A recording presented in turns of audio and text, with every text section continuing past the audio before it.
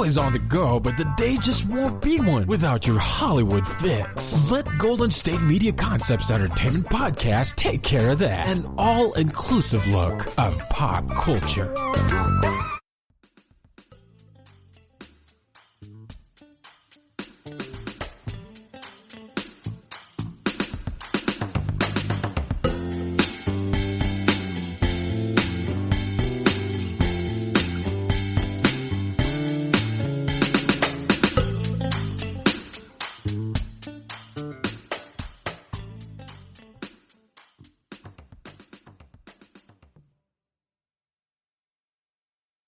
Thank you for tuning in to the GSMC Entertainment Podcast, brought to you by the GSMC Podcast Network. I'm your host, Jessica, and I'll be sharing some of the top entertainment news that you just need to know. You guys, I am so excited to be doing this. Wherever you are listening, thank you for tuning in and deciding to spend the next hour of your time with me. I really appreciate it. I really wish I had some sort of fun story or anecdote for you today, but things have been really quiet during this whole, these past few months. Not a lot's going on. My husband Mike and I started watching Mindhunter on Netflix, and I'm really enjoying it. It is how I like to consume my television. I like to kind of binge. We're trying not to binge too hard because we're really enjoying it, so we want to kind of keep it going as long as possible. Oh, wait, okay. Stop. So I do have a funny story. Okay, so the reason that we're watching Mindhunter is a few weeks ago when Hamilton came to Disney Plus, Mike and I did this cute little date night, fancy dinner at home, and we sat down and watched the musical. So when Jonathan Groff, who is in Mindhunter, came out as King George, Mike goes, "Oh my gosh, wait, I think I know him." And he Googles his name and he sees that he's in Mindhunter. And at this point, Mike had watched the first episode. He's like, "Oh, he's a really good actor." I go, "Yeah, he's really great. I saw him in Spring Awakening and kind of had a fun encounter with him." And so the story is oh my gosh, many moons ago, I went and I saw Spring Awakening with my friend Brandon, and he happened to get us these seats on the stage. So if you've never seen Spring Awakening, the stage is set up with these chairs on both sides, and it's meant to replicate a classroom. So the actors are all sitting in these chairs, and whenever they sing, they come on to center stage and they perform, and when they're not performing, they sit off to the side on these chairs, and then they fill it in with audience members. So we were very lucky to have seats on the stage. It was such a cool experience. It was so much fun. That night, they also did a auction, and all the proceeds went to charity. And my friend Brandon, he bid and got this signed script of the show with all the cast members. So it was really cool. We got to stay behind after everyone left the theater, and we got to leave out of the stage door. And when we left out of the stage door, we started asking other people there, "Has everyone come out?" And they said, "Oh, no, not yet." So we're like, "Oh, cool. We can still meet some of the actors." And we really wanted to meet Jonathan Groff. And all the actors and everyone, they came out, and the crowd started to dissipate, and it was just Brandon and I. We're just I guess it's, so do we wait, do we not? But we were talking, we were laughing, we were having a good time. We're young in New York City, and we're kind of planning out the night where we were going to go. We were probably going to go out to a bar and have another drink somewhere. And Brandon's like, "Oh, you should ask Jonathan to come with us." I was like, "Oh, okay." What do I have to lose? Absolutely nothing. So Jonathan Groff comes out. His eyes were really red. Maybe he was crying a lot. Who am I to speculate? So we're talking, and he's like, "Oh, you're the guy that got the script. That's awesome. What a good cause, blah, blah, blah." He was very kind, very gracious. He looked very tired. And I say, "Hey, so do you want to come to a bar, grab a drink with us?" And he just totally froze, and he's just staring at me. And you can kind of see his wheels turning. Am I a crazy person? Do we just kind of want to hang out, have a good time? And he politely said no. He had a show the next day at 2 p.m. Totally understandable. You're doing all these shows twice a day throughout the week. He was probably exhausted. I don't blame him. Totally understandable. And this was before Jonathan Groff and Leah Michelle, actually. She was also in the show before they were even on Glee. So that is the time that I asked Jonathan Groff out for a drink. So that was a fun story to share with my husband. It was good to remember it. I texted Brandon when we laughed about the time. In our time in New York, we had a great time. It was a great show. Spring Awakening was great. I still listen to the soundtrack, and it's like angsty, and I love it. So that's that. But anyway, so let's get right on into it. We have a jammed-packed show today. For it being quiet out in the entertainment world, there's a lot of news to discuss today. First, we have Emmy nominations, who got snubbed, some surprises, and yes, I have some thoughts. Many, many thoughts. I also have an update on Ellen DeGeneres and her quote-unquote scandal that she just will not address. We have some news about Jonas and Sophie Turner. We have news about Vanessa Morgan, Tom Hanks, and Rita Wilson. There's news about them other than the coronavirus. So yay! Hooray! Small victories in the world. We also have a little bit of royal news and some housewife drama. So that's a lot. And at the very end of all this, in case you haven't gotten enough, I will be sharing with you the 5 best shows that I have been watching during these last few Corona months. So stay tuned. You won't want to miss. I have thoughts, I have opinions, and I can't wait to share them with you. So with that, let's just dive right on in, shall we? So let's talk Emmy nominations. This year's Emmy nominations are out, and although most award shows, including the Oscars and the Golden Globes, have pushed back their air dates due to the coronavirus pandemic, the 72nd annual Emmy Awards are still set for September 20th. Despite his break from hosting Jimmy Kimmel Live, the late-night host will take the stage to MC the ceremony for the 3rd time. According to Jimmy Kimmel, I don't know where we will do this or how we will do this or even why we are doing this, but we are doing it and I am hosting it. I am super excited. I love me some Jimmy Kimmel. I think he does a great job. I think he's super funny. I think he always just hits the nail on the head. He is delightful. Can't wait to watch him. He's going to do a great job. But let's take a look at some of the nominees, shall we? So let's just real quick recap the drama series, my personal favorite category. There is Better Call Saul, which is one of my favorite shows. There's the Handmaid's Tale, and that's something I can't be depressed right now. I'm already depressed enough. So this one is on the back burner for me, but I know it's great. I've read the reviews. Phenomenal. There's The Crown, Killing Eve, The Mandalorian, Ozark. I can't get into it, but my husband loves it. Stranger Things, love, and Succession.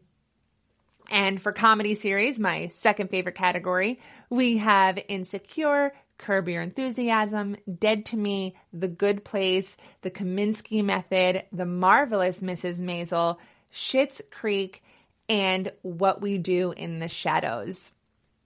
Real quick, let's get into some notable snubs right off the bat. We have Apple TV's A-list heavy The Morning Show was snubbed for Outstanding Drama Series, despite Jennifer Aniston, Steve Carell, Mark Duplass, and Billy Crudup's actor nominations. There's also Reese Witherspoon, this star and executive producer, was snubbed for her work on The Morning Show, as well as Hulu's Little Fires Everywhere. I don't understand. I think Reese Witherspoon is probably the hardest working woman in Hollywood, and although Little Fires Everywhere wasn't for me, I mean, she still at least deserves the nomination. It seems kind of rude if you ask me. And, speaking of rude, I also see no nominations for Bob Odenkirk from Better Call Saul, and I also don't see a nomination for Elizabeth Moss for A Handmaid's Tale. The last season of Better Call Saul was so spectacular. I have no idea how he didn't get a nomination, especially for the scenes where he and Jonathan Banks, who plays Mike, so if you haven't seen Better Call Saul, but you have seen Breaking Bad, you'll know who he is, because Mike was a very great character in Breaking Bad. So there's a scene where those two characters are in the desert for days trying to survive off of basically nothing. So all of that time shooting in the heat, for nothing. Again, it is plain rude, and I am offended for them. And you know what? I am here. I am on the Better Call Saul train right now. So let's talk about why I haven't seen an Emmy nod for Ray Seahorn for her impeccable portrayal of Kim Wexler. So she plays, if you're not familiar, she plays a lawyer, and she is romantically involved with Bob Odenkirk's character, Saul Goodman, or Jimmy. So she plays Kim Wexler, and she's a lawyer, and she plays this part so well. She is so understated and cool and confident, and she does such a good job of like pulling back. Like, she's so subtle, and it's beautiful, and a lot of times that's harder than being blah, blah, blah, blah, like all in your face, or like saying a bunch of curse words a bunch of times. Like, when you have to pull back as an actor, it is difficult to do, and it's so powerful. So I am just sitting here waiting for her day in the sun, and I will wait as long as possible. Continuing this Better Call Saul train, I truly believe that I am the show's #1 fan. I think it is so beautiful. I understand it's a spinoff of Breaking Bad, which is one of the greatest TV shows of all time. I will fight anyone who tries to disagree with me on that one, but you cannot compare these two shows. They are totally different. So nothing bothers me more than when people try to compare them. Like, oh, Better Call Saul, it's not Breaking Bad. Okay, like, but why? Tell me why. Is it not bloody enough? Like, is there not as many deaths? Like, why do you need it to be Breaking Bad? Breaking Bad was a masterpiece on its own. We don't need to duplicate a masterpiece. Better Call Saul can be its own thing, and that's okay. But what the two do have in common is their imaginative storytelling. Every episode of Better Call Saul, I am on the edge of my seat. It moves at a much slower pace than Breaking Bad. It's a much slower burn, but I enjoy these characters so much that now if like something terrible were to happen, it would destroy my soul. Where Breaking Bad, there were a lot of shocking deaths. There were a lot of big and powerful moments when characters would die. And there was a lot of that in Breaking Bad. And it hurt, but it wasn't soul crushing. Better Call Saul will destroy my soul. Breaking Bad, I was only worried about Jesse pretty much the entire time. Like, what's going to happen to Jesse? Better Call Saul, I'm worried for pretty much every character except for Saul or Jimmy McGill, Mike, and Gus Fring, because I know that they're going to go on to be their characters in Breaking Bad. But like, what about Kim Wexler? Like, what's going to happen to her? This show is so spectacular. I highly recommend, if you have not seen it, do yourself a favor and go binge watch it right now. Again, it is a much slower burn. You really have to hang in there. Sometimes it feels like a play, which is probably why I like it. You really have to pay attention. The actors all bring something different. It's a masterpiece on its own. So go watch it. So that is me on the Better Call Saul train. So now I'm at the train station. Let's get off this train, get on another one. Let's talk about some surprising nominations. We have movie star Brad Pitt earned his second Emmy nomination for parodying Dr. Anthony Fauci on Saturday Night Live. I'm actually quite surprised by this. I mean, like he was good. Like, he was funny and he was handsome, but like, was he Emmy worthy?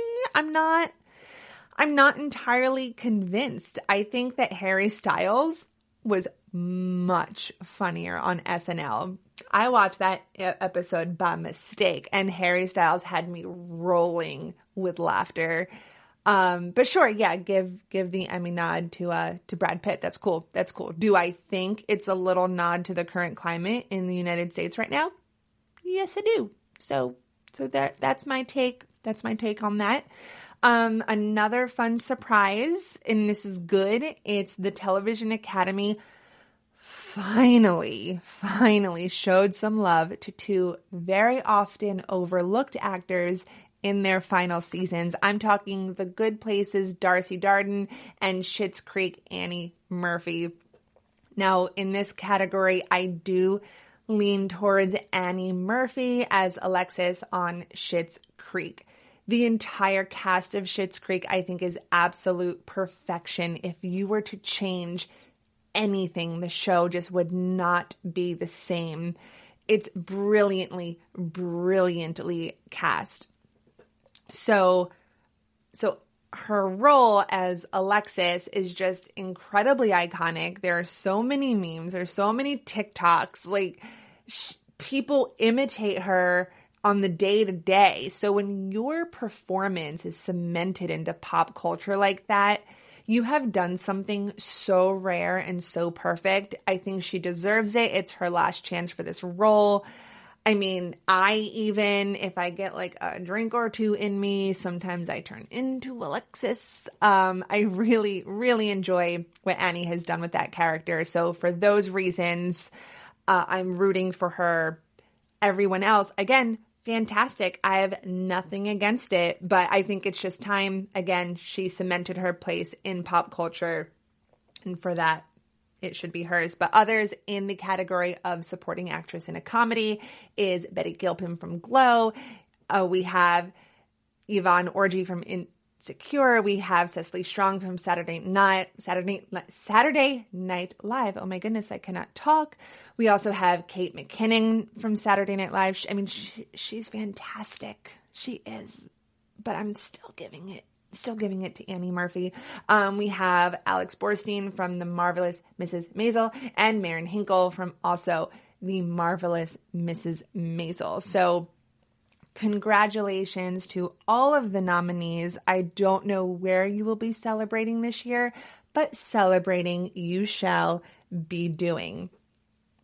Real quick, I just want to say that personally, I am so offended that my favorite television host of all time, Chris Harrison, has been snubbed again for Outstanding Host for a reality or competition program for his role in the Bachelor/Bachelorette franchise. This man has been hosting the show since 2002.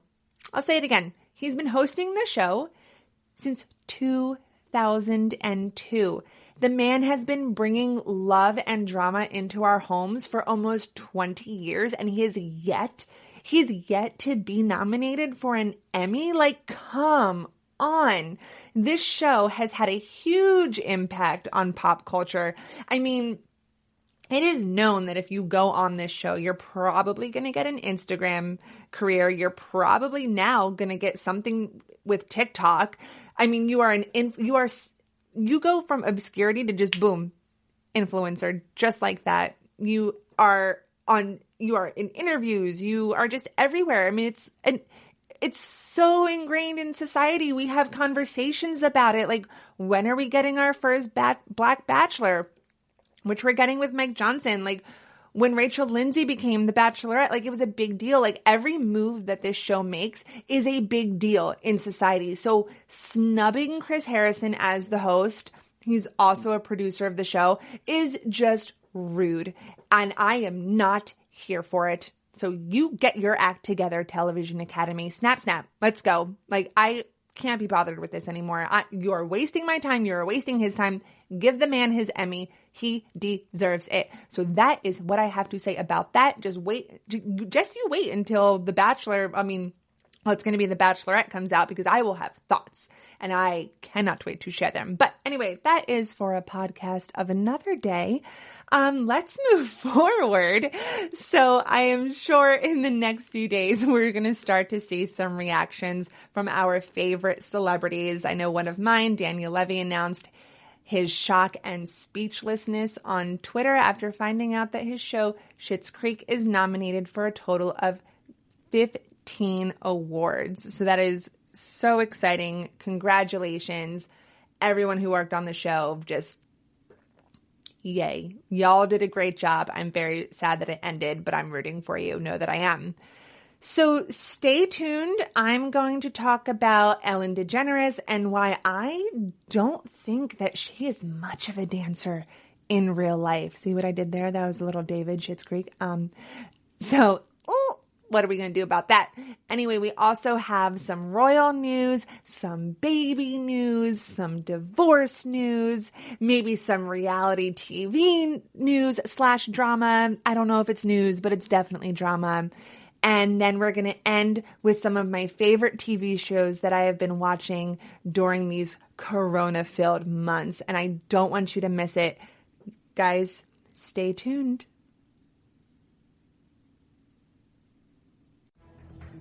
Want to find out what movies to go see? Then check out the GSMC Movie Podcast. It's your ticket to the latest movies, whether it's a new blockbuster event, romantic, comedy, or action flick. This show has got it all covered. They talk some what to go see now. Don't bother. What's hot on Netflix and everything in between. That's GSMCpodcast.com /movie-podcast. When it's all about the movies, it has to be this new show. Don't forget to like them on Facebook and follow them on Twitter. Visit GSMCpodcast.com for more info.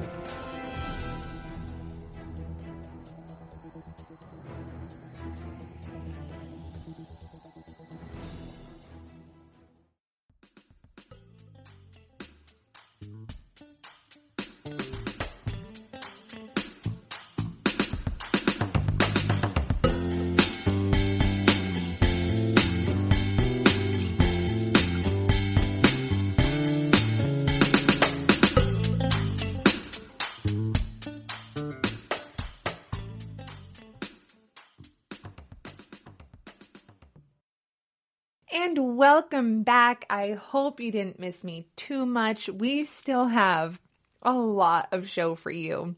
Again, huge congratulations to all the Emmy nominees. I'm proud of you. I am rooting for you. You guys are doing amazing things. You're doing great, sweetie. I love it. Great job. Can't wait to see how this all turns out. But you know who didn't get a nomination? Oh God, it's Ellen DeGeneres. And there's some more bad news. The Ellen DeGeneres show is reportedly, it is under internal investigation after the workplace complaints. That is no bueno. That is not good. So the Ellen DeGeneres show is under investigation after following multiple allegations from former staffers about the talk show's supposed toxic workplace environment. The show will undergo this investigation by Warner Media. It's the parent company, overlooks everything. And reps for the show, surprise, surprise, declined to comment. This all stems from a BuzzFeed article and Twitter thread from employees claiming that the working environment is very toxic. She is not a nice allegedly, she is not a nice person. She makes rude and aggressive remarks, and she's just apparently not as kind as she seems to be. These ex-employees claim that everything is all for show. And I'll get into my opinion on that in a little bit. But the executive producers, Al Glavin, Mary Connolly, and Andy Lassner said in a statement at the time, this was a few days ago, maybe about a week ago, that they take full responsibility for daily operations of the show. They say, quote, after the course of nearly 2 decades, 3,000 episodes, and employing over 1,000 staff members, we have strived to create an open, safe, and inclusive work environment. They said to a joint statement to BuzzFeed. So this is coming from BuzzFeed. They also go on to say, we are truly heartbroken and sorry to learn that even one person in our production family has had a negative experience. It's not who we are, it's not who we strive to be, and it's not the mission Ellen has sent for us. Okay, so, and they continue again, for the record, the day-to-day responsibility of The Ellen Show is completely on us. We take all of this very seriously, and we realize, as many in the world are learning, that we need to do better, are committed to do better, and we will do better. Okay, like, that's cute and all, but listen, I don't work for the show. I'm gonna be honest, I don't work for the show. I've never met Ellen. But I've heard other people in the business say that she isn't all that she cracked up to be.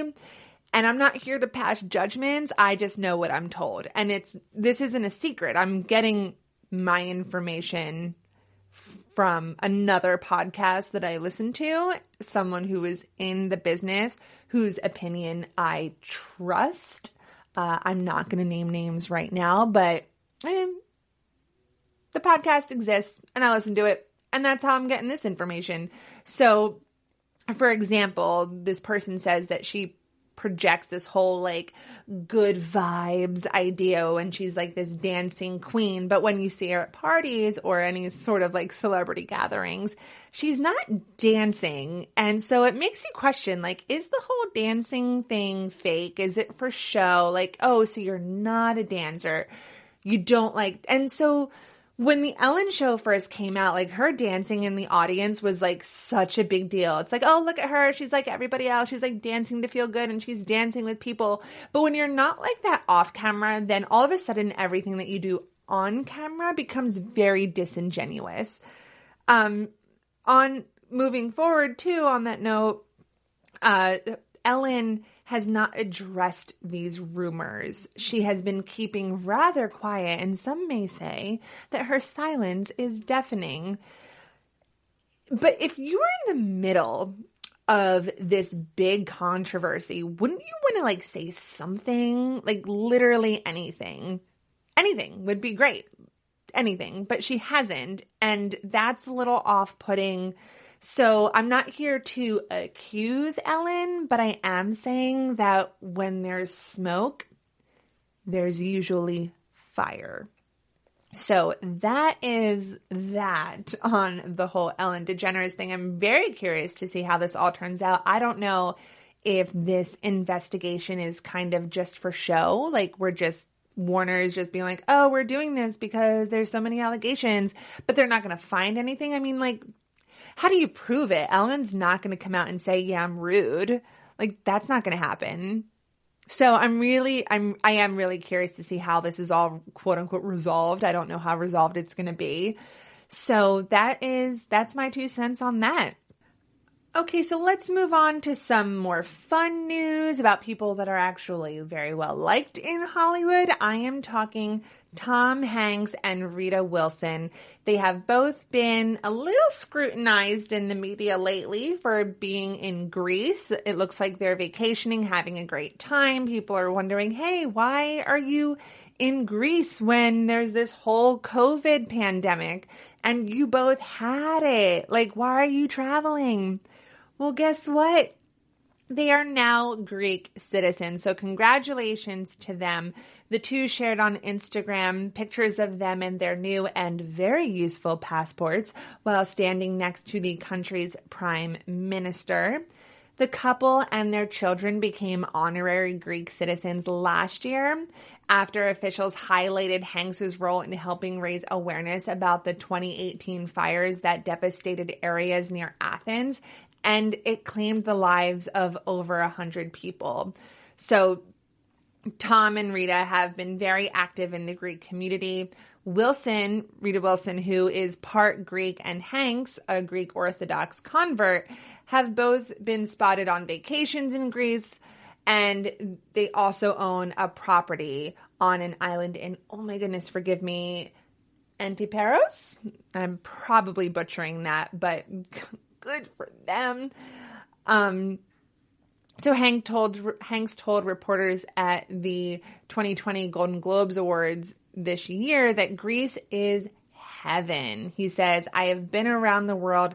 I've been to the most beautiful places in the world, and none of them tops Greece. The land, the sky, the water, it's just good for the soul. It's a healing place. I mean, Tom, I hear you. I feel the exact same way, but about Italy. It is where my family is from, half on my dad's side, fully on my mother's. I mean, there's something, and I understand what he's saying. There's something when you get attracted to a place. It's kind of hard to put into words. It speaks to the soul, right? I don't know how else to explain it. If you know, you know, right? I am in the process of getting my dual citizenship to Italy. I'm very excited about it. It's a long wait list. It's a big process. I am eligible for it, and I'm very excited to have this citizenship. I just feel like it's part of who I am, and I feel like that's how Tom Hanks and Rita Wilson feels about Greece. When you fall in love with a place, you can't put it into words. It's just so deep within yourself. So I really, really get it. I mean, I hope to have a house there one day, and who knows, maybe open a little cafe, sell some wine, sell some cheese, live out like my Italian countryside fantasies, but like countryside, but also by the water. I don't know. We all have dreams, right? That's just one of mine. So I will just have to find a way to get the money to bring the animals with me, because my dogs and my cat are not flying in the belly of a plane. So I will have to figure out a way to fly private when that day happens. I mean, who knows? A girl can dream, right? So, but anyway, congratulations to them. I am so happy for you guys. Enjoy your Greek citizenship. Like, get there, live there, have fun there, enjoy the sun, enjoy the food. I mean, I've never been to Greece. It's on my bucket list. They are going to live their very best lives, and they can go and come as they please. So congratulations to them. I am so, so, so jealous.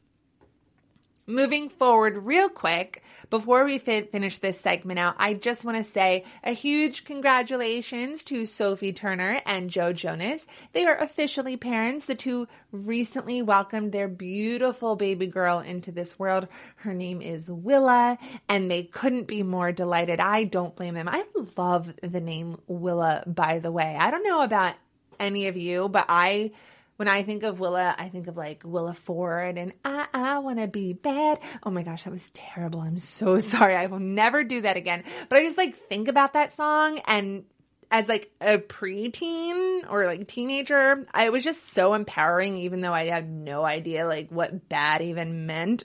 I mean, whatever. That is a whole nother story. I already went on one tangent today. I'm not going to go on another one. But anyway, congratulations to Sophia and Joe on your new bonus, Jonas.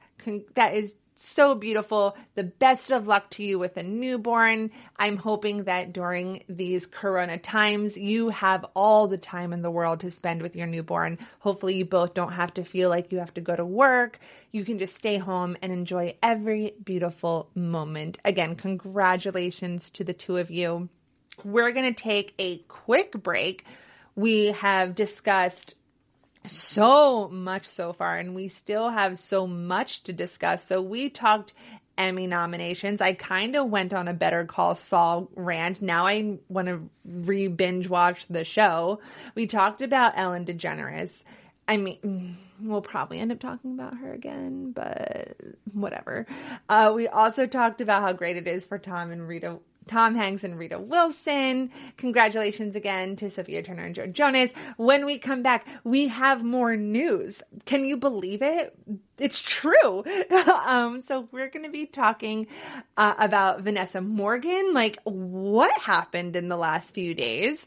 We're going to talk a little reality TV drama with the Real Housewives of Beverly Hills. And we're going to talk about the royals for a hot second. I mean, can I say that anymore? Are they royals? We're going to talk about Harry and Meghan and the new book that we are all anticipating. So stay tuned. After all of that, then we still have the top 5 movies that I have been watching during these last few months that are just incredible. You're not going to want to miss it. Again, I keep my word. When I promise you, I promise. So stay tuned. A lot's coming up, and I will see you in a moment.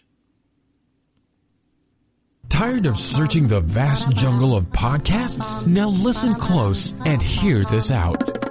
There's a podcast network that covers just about everything that you've been searching. Hey! The Golden State Media Concepts Podcast Network is here. Nothing less than a podcast bliss with endless hours of podcast coverage. From news, sports, music, fashion, cooking, entertainment, fantasy, football, and so much more. So stop lurking around and go straight out to the Golden State Media Concepts Podcast Network. Guaranteed to fill that podcast itch. Whatever it may be. Visit us at www.gsmcpodcast.com. Follow us on Facebook and Twitter, and download us on iTunes, SoundCloud, and Google Play.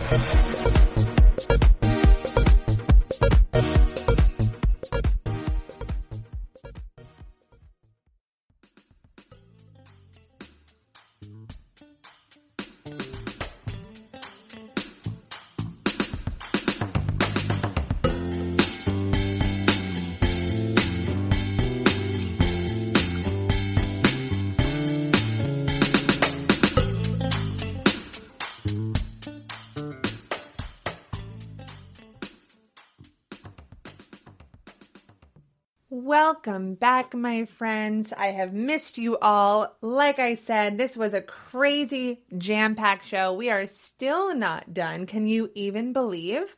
We are still not done. We have talked the Emmys. We have talked Ellen DeGeneres. We have talked Tom and Rita Hanks, like just living their best life in Greece. I'm mildly jealous. We've covered that, but there is more. There's so much more. Can you believe it? All right. Well, let's just dive right on in. Here we go. And after this, don't you forget, we still have so much more. We have my top 5 favorite shows that I've been watching these last few months. But hold up. There's some stuff we need to discuss. So sadly, we talked right before we left for commercial, we talked about Joe Jonas having his baby, but now on the other side of the spectrum, let's talk some sad news. We have Vanessa Morgan and her husband, Michael Kopech, have called it quits. Why is this so sad and sudden, and why is it newsworthy? Because just the other day, Vanessa announced that they were having a baby boy. So this is crazy. Like, the only reason this is probably in the news is because of the timeline. So let's just talk about it for a moment, shall we? So they've called it quits. It's according to multiple reports. It's happening. And it's just days after the Riverdale actress revealed that she was pregnant, not only pregnant, but pregnant with a baby boy. So over the weekend, Vanessa posted on Instagram, the carousel of images of her gender reveal party, along with the caption, "Exciting news. I am overjoyed to be welcoming my baby boy into the world this January." Yay, Capricorn baby. She also goes to say, "This little guy has already brought me so much happiness and a feeling of such a greater purpose. I cannot wait to meet you." On a personal note, she says, "I have had the blessing of growing up in the public eye, having started my acting career at age 6. While this has been incredible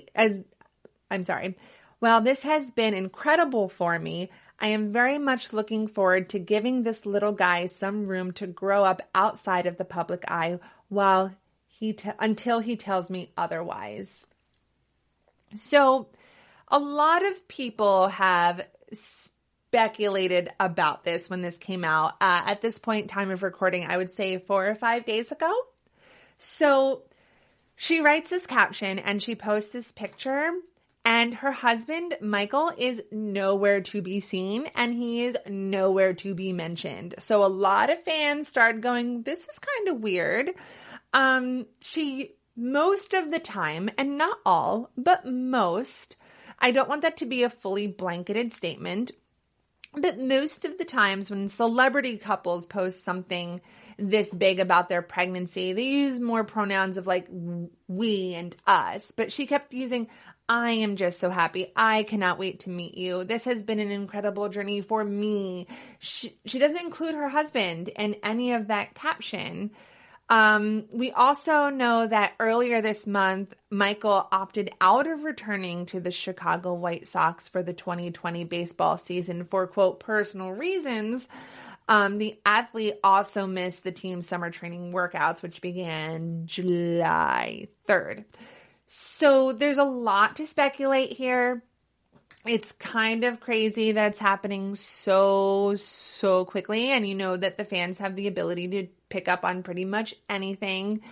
These speculations of a split have been circulating, and now it's pretty much official. A little backstory, the two exchanged vows at the historic Walton House in Homestead, Florida of January of this year. So I don't know what's going on behind the scenes. I assume they're going to keep it very private, but with him staying out of baseball and with her being super like, oh, this is like my journey.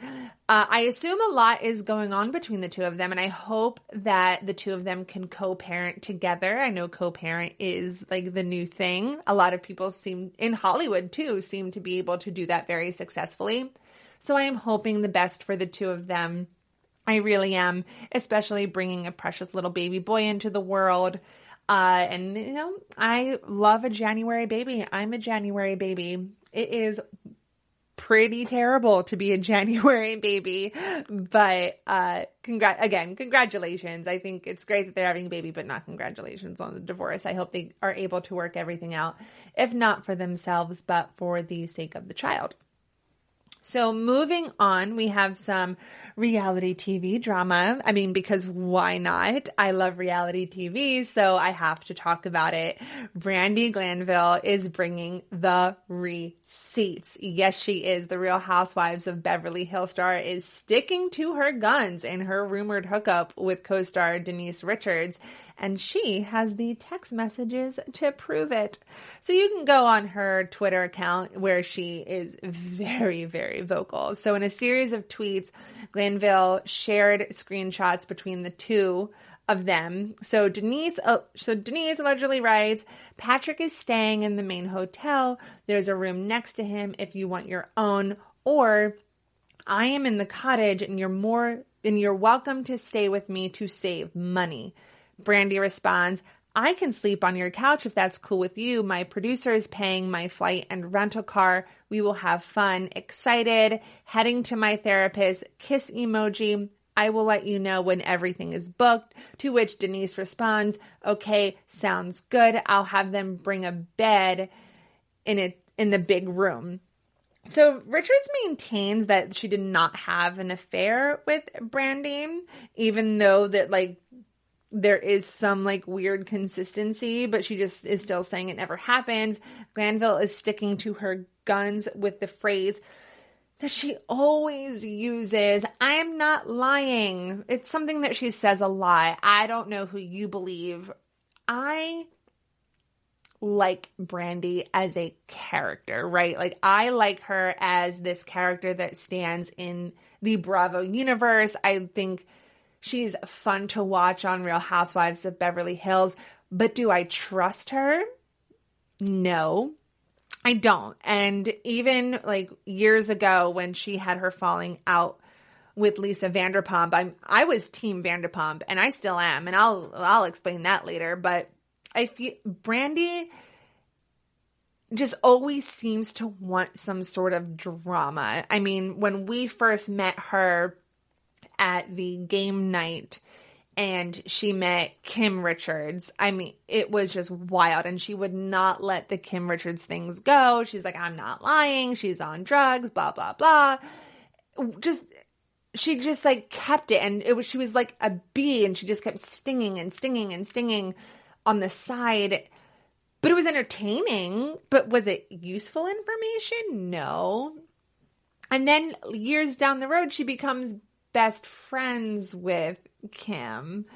after their tumultuous relationship to start. But then all of a sudden, I feel like once her time on the show, she became so close with Lisa. She wanted to throw Lisa under the bus. And there's no evidence of it. There's absolutely none. And I feel like Bravo, just their editing style, they're going to show you if there's evidence. And there is none. So whenever I feel like Brandi has like had enough with somebody, she gets on the defense and go, I'm not lying. I'm not lying. It's something she always says. I can't explain her relationship with Kim Richards. I think it's very strange. I mean, I guess they're two peas in a pod. Is that bad to say? They both, I think, are kind of hungry for TV time. And clearly, I guess Brandi needs some money and she needs to be careful on what she's spending it on. I mean, Denise said, you can stay with me so you save money.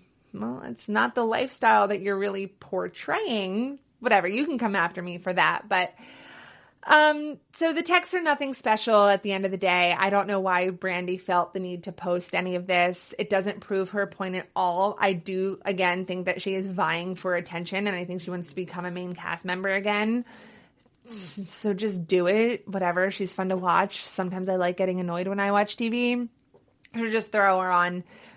Lisa's not on anymore, so who knows what kind of other drama she is going to draw up. So there's that.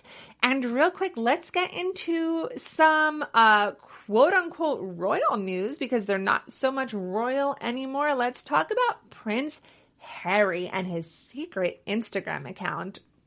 So apparently, the new book coming out, if you don't know, it's called Finding Freedom, Harry and Meghan and the Making of a Modern Royal Family. This book is supposed to have so much juicy gossip details about the royal family. I cannot wait to sink my teeth into this. It's going to be fantastic. At least I hope so. Apparently it's a lot of insider sources.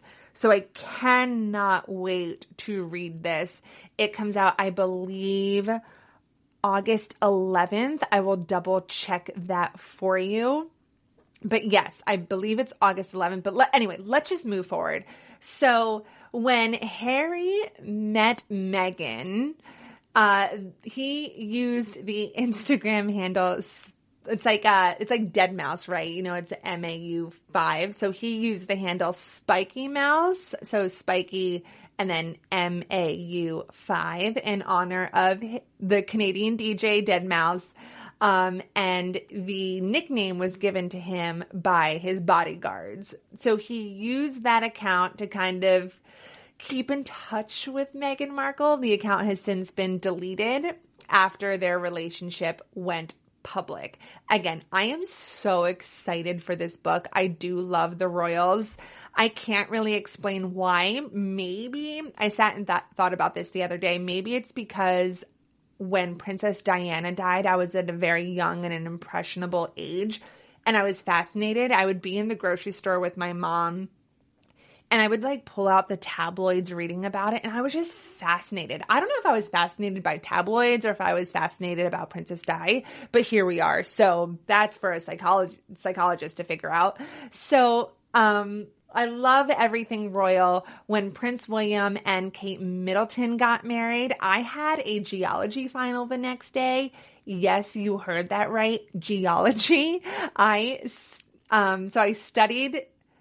So like the day before, I studied into the night, and then at 3 o'clock in the morning, I sat in front of the TV to watch Oprah and the Beckhams and all the beautiful celebrities and royalty arrive in their big fascinators and their beautiful little tea dresses. Everyone just looked beautiful.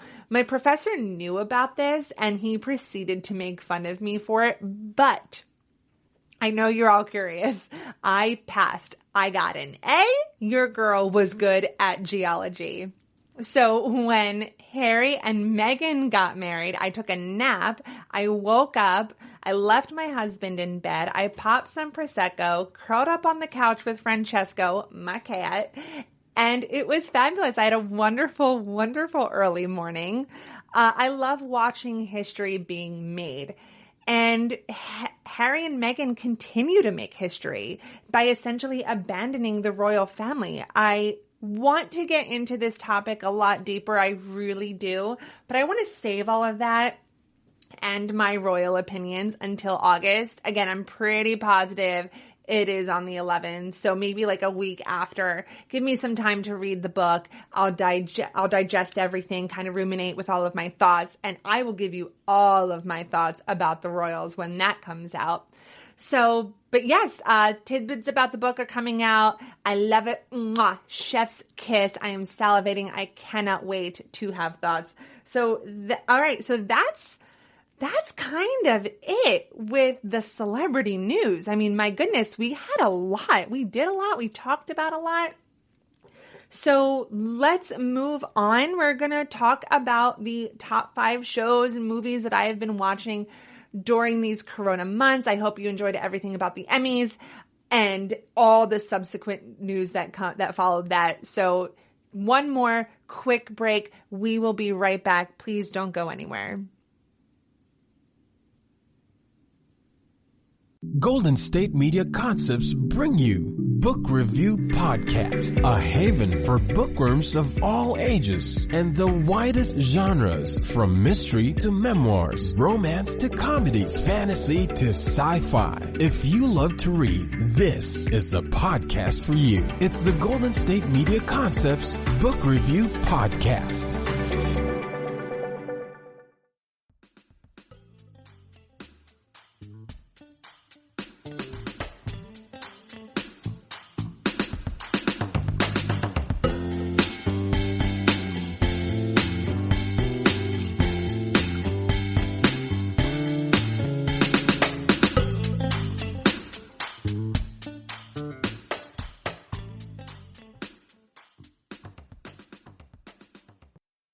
And welcome back. This is one of my favorite parts of the shows where I just kind of get to talk to you about things that I like, but are still entertainment worthy. So we talked about the Emmys, Ellen, Tom and Rita Wilson. I mean, we talked about the royals. We talked about babies and divorces. I mean, there's so much. We talked about Real Housewives drama, but let's keep it going. Let's keep that momentum going. I'm going to share with you the top 5 movies or TV shows or whatever that I have been watching during these last few Corona months. And we're going to start with number 5. I have been spending like my downtime recapping the Real Housewives. I have been focusing on the Real Housewives of New York and Beverly Hills. And let me tell you, this has been such an adventure. For both series, I've watched them in real time, and so I decided that during the more sad, rainy days of quarantine and lockdown and Corona months to binge watch, and oh my God, it does not disappoint. I always thought that New York was my favorite, but no. I was so wrong. The reason New York was my favorite was because I love Bethany so much, but she's so touch and go. But Beverly Hills is just so much more glamorous. And these women, and I say this for lack of better term, but they kind of have their lives together a little bit more. Like they all work. But it's just so much more glamorous. There's so much more sparkle and to do, and the parties and the events are just out of this world. I am obsessed. I mean, if you were to tell me at one point, like when I first watched the show again in real time, that I would fall in love with Camille Grammer, like I would have thought you were nuts, like that, plain and simple. But I am so in love with her. I need her to be back as a full-time housewife. I love Lisa Vanderpump so much. Lisa Rinna, I see a lot of myself in her, but I also see her flaws. So I also recognize some of my own flaws. There's the whole, Kim is, I can't. I mean, Kyle is in the beginning very wishy-washy, and then all of a sudden I just love her. And it's just so much fun. It's just a fun watch. It makes me forget about everything that's going on in the world. It's the perfect escape for this time. So if you haven't binged watched a Real Housewives series, and you're into that sort of thing, I highly, highly, highly recommend it. It's a very fun adventure, especially if you're used to watching it in real time. So just like sitting down and just like watching chaos unfold for hours, I mean, you will feel so much better about yourself. The next, at number 4, we have The Sopranos. I have started watching this before everything went a little crazy.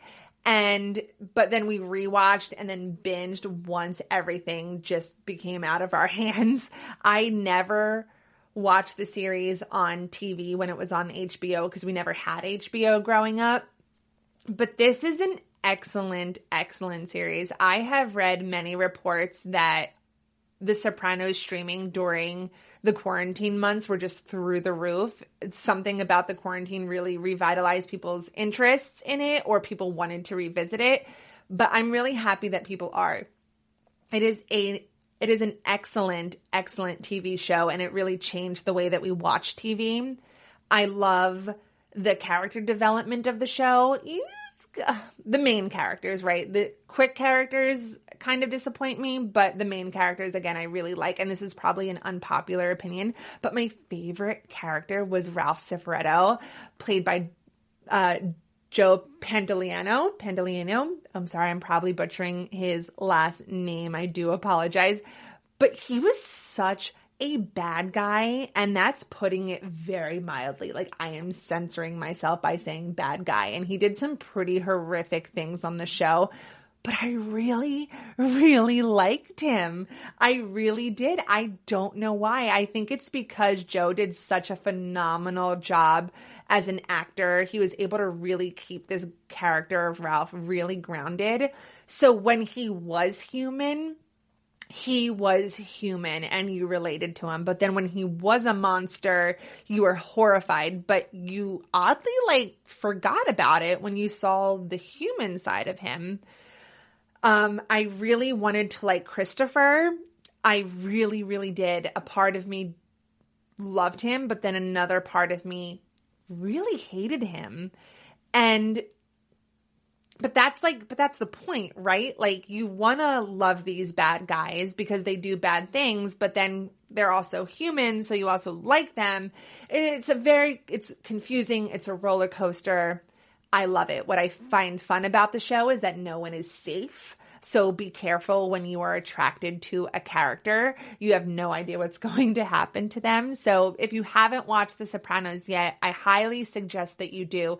If you hate the character of AJ, that is okay. Like, so do I. Terrible, terrible character. So I guess the actor did a fantastic job.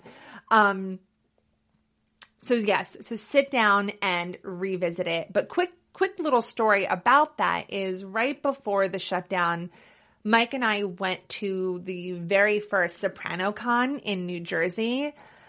A lot of, if not most of the cast was in attendance. My husband is actually friends with an actor from the show. He is the man in the members only jacket in the final episode. So if you know, then you know. So we went to support him. Of all of the people there, Mike and I decided to pick just like one person that we wanted to meet, because I don't know if you've ever been to like a Comic-Con, but it was set up pretty much like that. So you can go in, but then if you want to meet somebody and get a picture or an autograph, you have to pay for it. So we each decided on our one person. So he wanted to meet Furio. I wanted to meet Adriana. So he wanted to meet Federico. I wanted to meet Drea. And they were both so sweet. Federico let us take several pictures with him, even though Mike only paid for one. And Drea, the line to meet her the entire day was insane, but she stayed until well after the event to meet each and every one of her fans. She was so gracious and so stunningly beautiful. It was really cool to see all of these actors together in one giant room. If, Joe wasn't there, I was very disappointed, of course, but also kind of glad. Like, I would have loved to meet Ralph Cifaretto. Like, I would have loved it. But I would have fangirled so hard. I wouldn't have known what to say. I would have acted like a fool. But there is another Sopranos Con coming next year, even though I already went.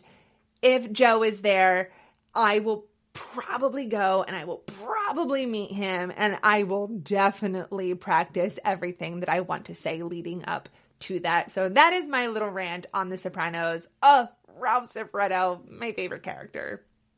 So speaking of revisiting, every year my husband and I watch the entire season of Entourage followed by the movie.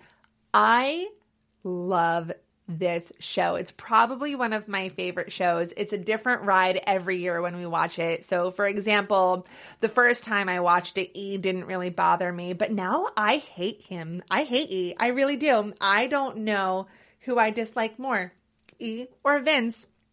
They are both terrible people. They deserve each other. But you know who E didn't deserve? Sloane. E didn't deserve Sloane. I want that on a t-shirt. E walks around Hollywood like he knows everything, and Ari Gold is the only one to put him in his place. Now, I love Ari. I mean, Jeremy Piven as Ari Gold is just magic on the screen, and I love Ari and Lloyd and their relationship. My other favorite character in the show, at least this time around, again, it always changes, is Johnny Drama. I do root for him every year, and I cringe when he gets in his own way, but I'm overjoyed when things actually do work out in his favor. Vince, I mean, you just have E do all the dirty work for him, for you. And while Drama is out there hustling and making moves, I mean, is he the smartest? No, he's not the sharpest tool in the shed. He is his own worst enemy. That is his flaw, and that's what I love about him. But he is a hustler, and he is the most loyal of all of them. He's a hard worker, and for that, I have no choice but to respect.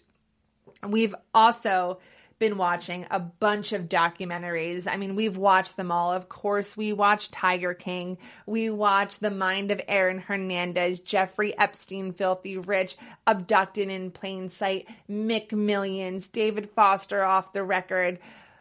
But here are two. So this is another twofer that I really, really enjoyed that you should probably take the time to watch. The first one is Freestyle Love Supreme. For anyone out there who's into theater, I highly recommend this one. It follows Lin-Manuel Miranda on his journey with Freestyle Love Supreme, something that they started in college.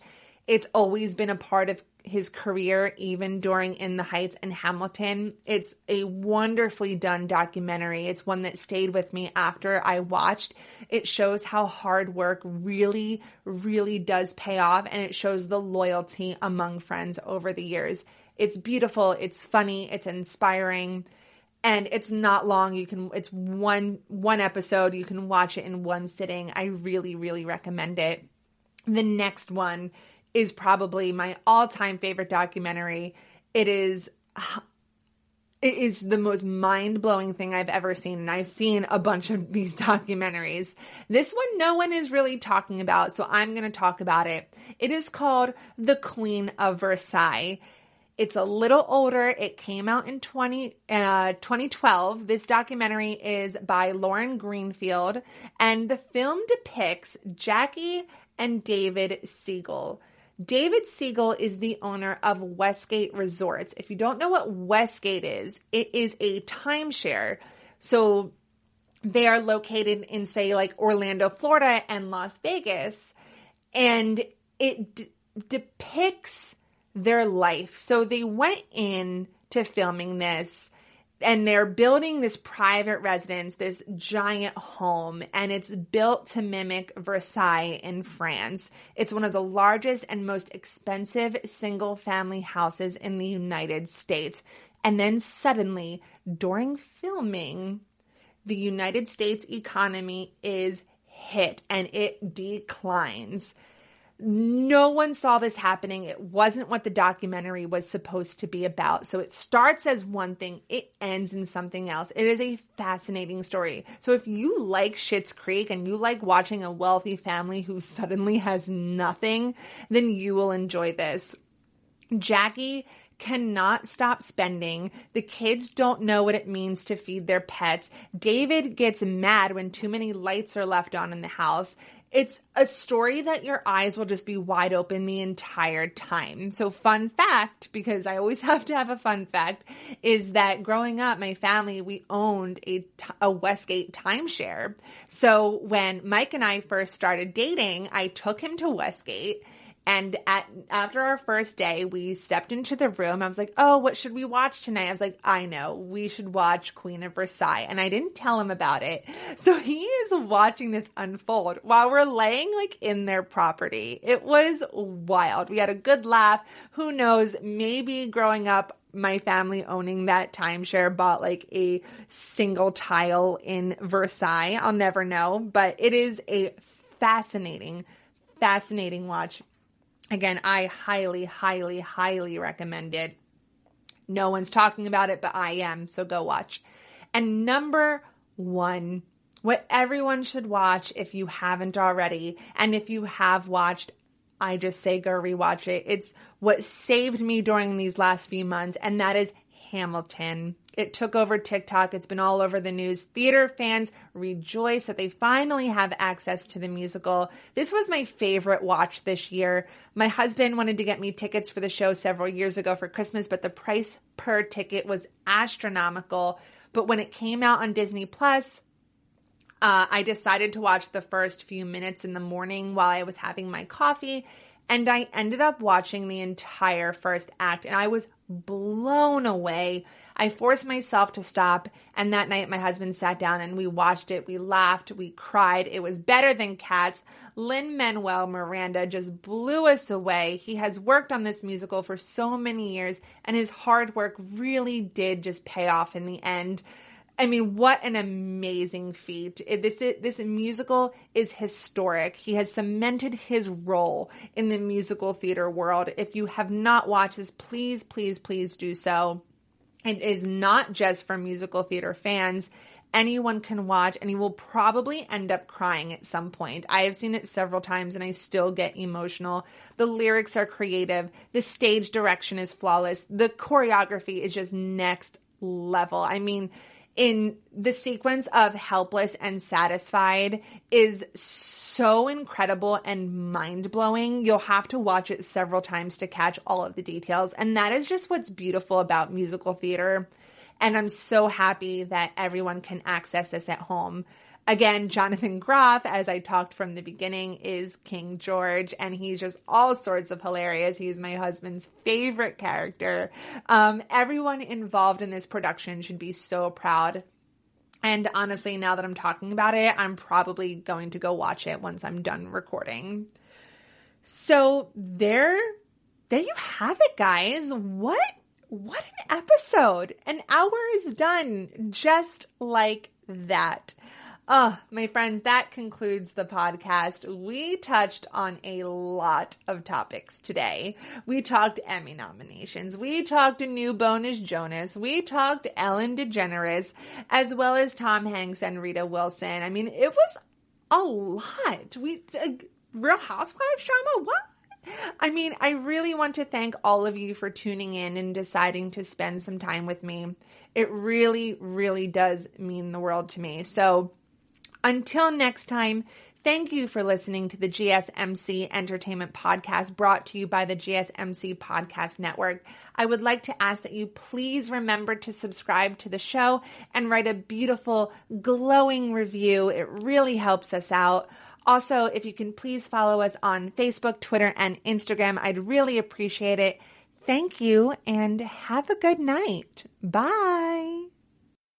You've been listening to the Golden State Media Concepts Entertainment Podcast, part of the Golden State Media Concepts Podcast Network. You can find this show and others like it at www.gsmcpodcast.com. Download our podcast on iTunes, Stitcher, SoundCloud, and Google Play. Just type in GSMC to find all the shows from the Golden State Media Concepts Podcast Network. From movies to music, from sports to entertainment, and even weird news. You can also follow us on Twitter and on Facebook. Thank you, and we hope you have enjoyed today's program.